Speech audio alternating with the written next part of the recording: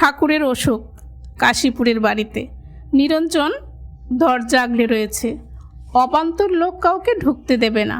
যে সে ঢুকবে আর ঠাকুরকে প্রণাম করবে, প্রণাম করে ঠাকুরের অসুখ বাড়িয়ে দেবে। এ অসম্ভব। খুব কড়া মেজাজের ছেলে নিরঞ্জন, দেখতেও বেশ বলশালী। গয়নার নৌকোয় ফিরছে দক্ষিণেশ্বর।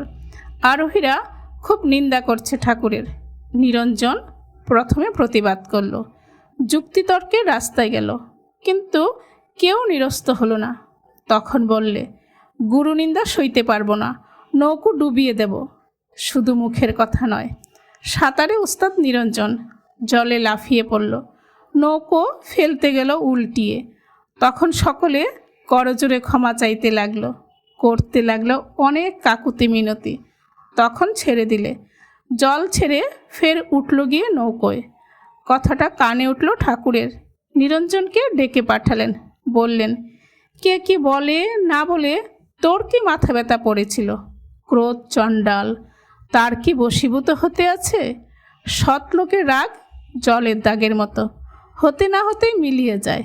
তাছাড়া হীনবুদ্ধি লোক কত কি অন্যায় কথা বলে, তা কি গায়ে মাখতে আছে? জয় ঠাকুর।